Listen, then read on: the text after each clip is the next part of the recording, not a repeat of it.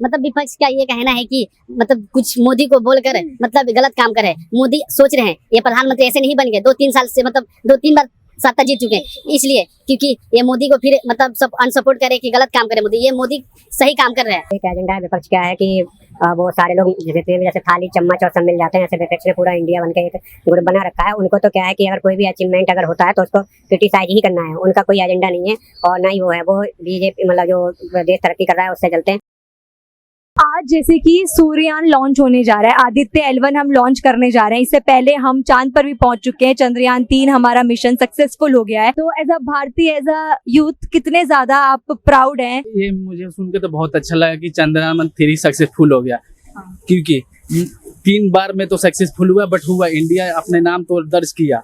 और मोदी जब तक रहेगा तो आम बात था, ये जो आज होने वाला ये भी इंडिया सक्सेसफुल करके दिखाएगा। सूर्ययान आज लॉन्च होने जा रहा है हमारा। हाँ, तो ये समझ लीजिए ना कि ये भी सक्सेसफुल में आएगा, क्योंकि तीसरे का चंद्रयान 3 सक्सेसफुल में आया, तो ये भी इंडिया के बात है गर्व कि ये भी आएगा सक्सेसफुल में। एक और बात इन सबको लेके चल रही है कि हम चांद पर पहुंच गए, सूरज पर पहुंच गए, लेकिन जो हमारी विपक्षी पार्टियां हैं वो कहीं ना कहीं इस चीज को लेकर प्रधानमंत्री पर तंज कस रही हैं कि वो सारा क्रेडिट खुद ले रहे हैं। ये इसमें उनका हाथ नहीं है, ये तो हमारे जो वैज्ञानिक हैं, ये तो उनका जो है सारा सपोर्ट है कि हम इतनी दूर तक पहुंच पा रहे हैं। इसमें मोदी जी का उतना हाथ नहीं है जितना क्रेडिट वो ले रहे हैं। तो इसके बारे में मैं ये बताना चाहता हूँ कि मोदी जी का हाथ है, क्योंकि दूसरे चंद्रयान में असफल हो गए तो मोदी जी अपने वैज्ञानिक को मतलब तुच्छा दिए कि आगे अपना प्रयास करो। तो इसके वजह से कि मोदी का भी इसमें हाथ है, सपोर्ट है।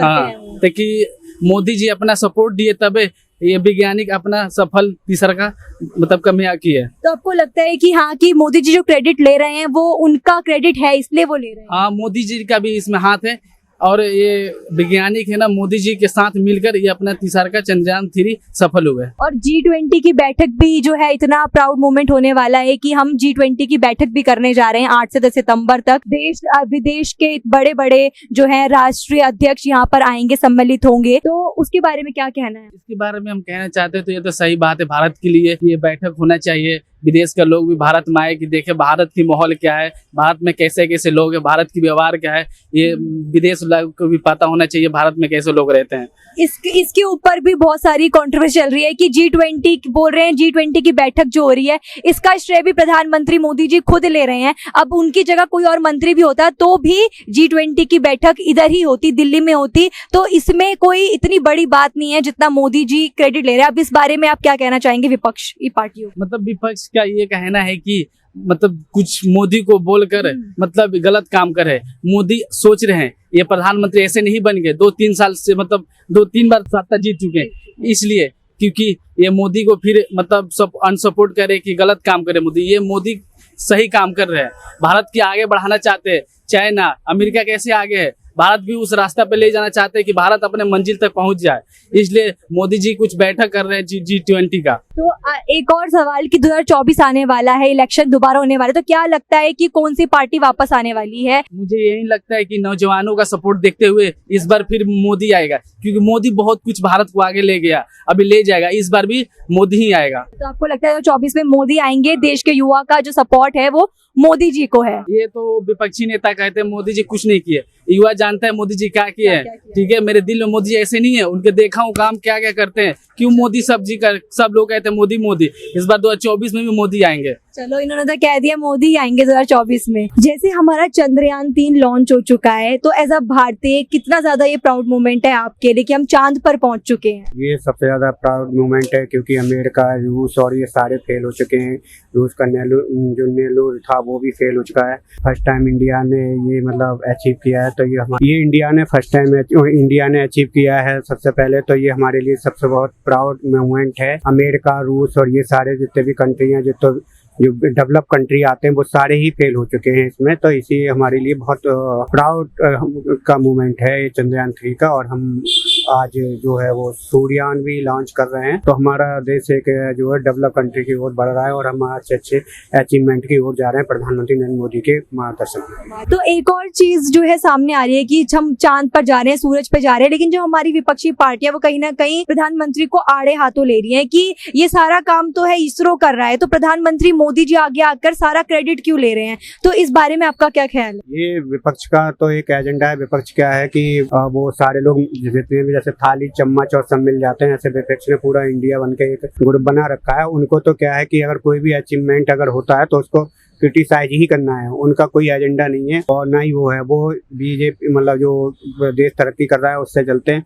वो उनका मेन मकसद ये है कि कैसे भी बीजेपी को जो सत्ताधार पार्टी है उसको कैसे भी सत्ता से बाहर निकालना है। और क्योंकि नरेंद्र मोदी के ही कर कमलों द्वारा और जनता पे जो इफेक्ट है वो नरेंद्र मोदी का ही है, तो नरेंद्र मोदी ही उसकी जो कर्णधार है, इसलिए वो नरेंद्र मोदी को ही क्रिटिसाइज करते हैं कि सारा क्रेडिट जो है वो नरेंद्र मोदी ले और जाते हैं। हाल ही में G20 की बैठक भी होने वाली है 8 से 10 सितंबर तक, तो बहुत ही ये भी एक बहुत गर्व की बात है एज अ भारतीय, तो उस बारे में आपका क्या ख्याल है? ये हम फर्स्ट टाइम हमारा G20 समिट हो रहा है। आज से पहले कभी ये हुआ नहीं है यहाँ पे इंडिया में, तो इसलिए क्या है कि ये हमारे लिए बहुत ही प्राउड के मूवमेंट है और इससे हमारे लिए इकोनॉमिकली और वैसे बहुत सारी हमारे कंट्री के लिए हेल्प मिलेगी और बहुत सारे इकोनॉमिकली ऑप्शन भी खुलेंगे और हम एक तरीके से वर्ल्ड को लीड करने की तरफ बढ़ रहे हैं। और अब आखिरी सवाल कि 2024 आ रहा है, इलेक्शन वापस आ रहा है, तो क्या लगता है कि देखते हुए कि कौन सी पार्टी जो है वापस सत्ता में आने वाली? इसमें कोई डाउट नहीं है कि बीजेपी फिर दोबारा सत्ता में आ रही है, कि इंडिया वाले जितने भी हैं सब मिलके कर रहे हैं।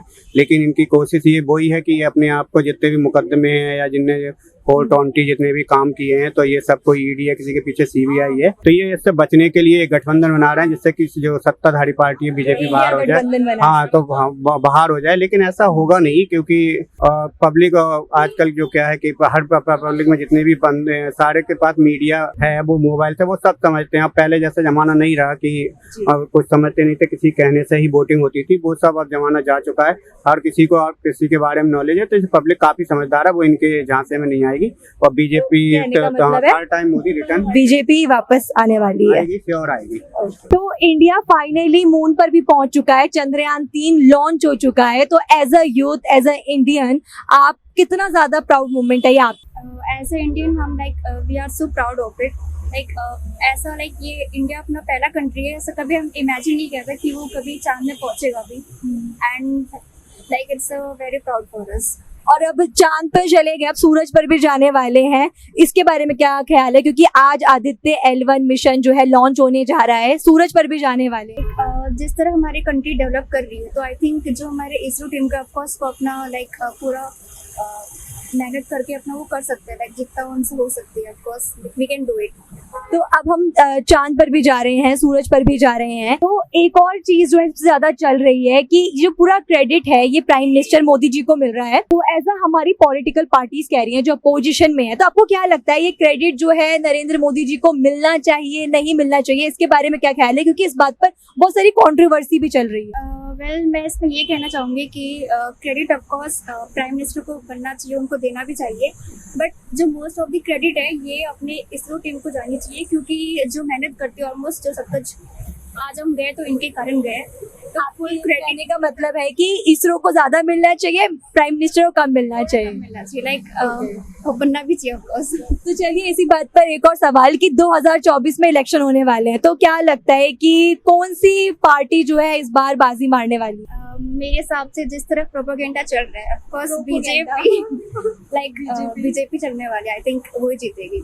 बट मेरे हिसाब से दूसरी टीम को भी ऑफकोर्स मौका मिलना चाहिए, एक अपॉर्चुनिटी उनको भी मिलनी चाहिए कि हाँ वो अपना कुछ अगर डेवलपमेंट कर पा रही है तो ऑफकोर्स हमें उनको भी चांस देना चाहिए। करंट सिनेरियो से लग रहा है बीजेपी आएगी, लेकिन किसी और पार्टी को भी मौका मिलना चाहिए। तो जैसे कि हमारे इंडिया ने चंद्रयान लॉन्च कर दिया है, इसरो के द्वारा चंद्रयान 3 लैंडिंग कर चुका है, तो एज अ इंडियन कितना प्राउड मोमेंट है ये आपके लिए? ये तो मेरे लिए बहुत ही प्राउड मोमेंट है, क्योंकि ये हमारा इंडिया जो फर्स्ट कंट्री है जो साउथ पोल पर लैंड हुआ है। एग्जैक्टली ये मुझे बहुत अच्छा लगा। पहले 3 देश और जा चुके हैं, लेकिन साउथ पोल पर पहली बार हम हाँ, इसलिए बहुत ही बड़ा प्राउड मोमेंट है ये। और एज अ यूथ आप बहुत प्राउड करते हैं as a Indian? Yes of course. और आपको पता होगा कि आज सूर्ययान भी हम लॉन्च करने जा रहे हैं, आदित्य L1 लॉन्च हो रहा है, उसके बारे में क्या कहना है कि इतना आगे बढ़ रहा है? ये तो मुझे बहुत ही प्राउड हो रहा है एज अ यूथ कि हमारा इंडिया इतना आगे बढ़ चुका है, पहले चंद्रयान फिर ये सूर्ययान,